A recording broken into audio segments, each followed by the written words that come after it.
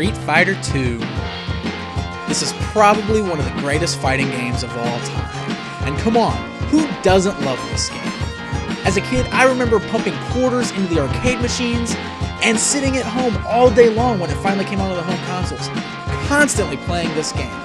I loved it, and I still love it. And you know what I love even more? Action figures based off of Street Fighter II. Oh yeah, baby. Hey, what's going on, everybody? Pixel Dan here, and welcome to another episode of From Pixels to Plastic. I know it's been a really long time, but guess what? I'm back. I'm not on vacation anymore. I'm hard at work pumping out those videos for you, the viewers. And today, I'm going to do a very, very awesome episode because this is something that a lot of you have said you wanted to see on the show, and I'm going to cover it for you today. Street Fighter II. Now, there have been a lot of toys based off of the Street Fighter II franchise. And of course, I can only cover one of those things on today's show.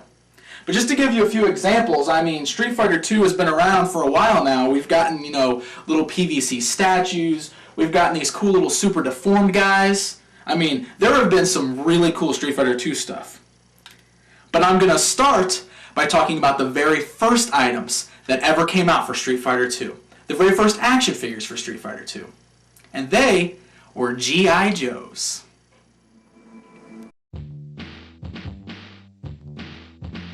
In 1993, Hasbro purchased the rights to make action figures based off the very popular Street Fighter II video game series. They decided to incorporate the new figures into their G.I. Joe toy line towards the end of its run in the 90s. Yes, these Street Fighter II action figures were actually considered to be G.I. Joes. They even incorporated the G.I. Joe logo right on the front of the packaging. All of the popular Street Fighter characters received their own action figure for the very first time. Ryu, Ken, Guile, Chun-Li, Dhalsim, E. Honda, Blanka, Zangief, Sagat, Vega, Balrog, and M. Bison were all released. Hasbro sculpted brand new heads for each Street Fighter figure. However, a majority of the action figures just used already existing G.I. Joe body parts for the rest of the figure. For example, here is Ryu standing next to a G.I. Joe named Slice. You see the resemblance? Yep, the only difference is the head and the paint job. The bodies are exactly identical. This is what causes the biggest problem with these figures. Most of them differ in appearance from the video game. For example, let's take a look at Ryu again. Sure, the colors are correct, but what's with the long sleeves? And the weapons that he has holstered? And what is this Chun-Li figure even wearing?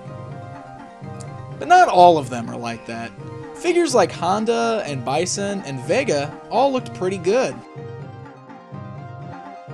Each of the figures included a ton of random weapons. Now, if you were anything like me, you didn't care. You didn't use weapons in Street Fighter. In fact, the only weapon that you would have cared about would be Vega's claw. But here's the problem with that.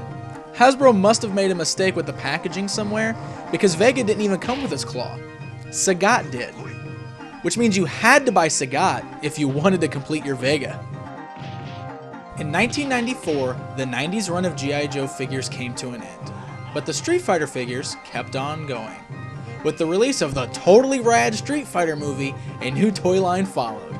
This new line actually used the same sculpts for all of the figures, but they no longer included the G.I. Joe logo on the packaging.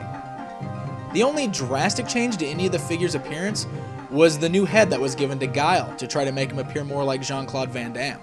Other than that, the figures were practically the same, with a few minor paint differences here and there. The Street Fighter G.I. Joes were one of my favorite toy lines as a kid. Even with the inaccuracies of the costumes, I was just so stoked to own Street Fighter toys. I loved them, and to be honest, I still love them. Sure, there have been other incarnations in the later years that look much better than these, but the nostalgia of these figures just really gets the win for me. These figures rock. Now, the Street Fighter II toy line is not the last we would see of the bodies that were used for these figures. Oh no.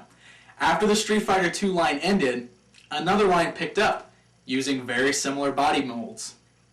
But we're going to have to save that for another episode.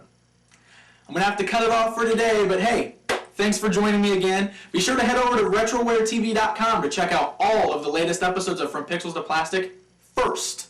That's right, always on RetroWare TV before anywhere else on the web, so head over there now. Plus, check out all those other great shows on there. You'll like it, trust me. Until next time, I'm Pixel Dan. Take care.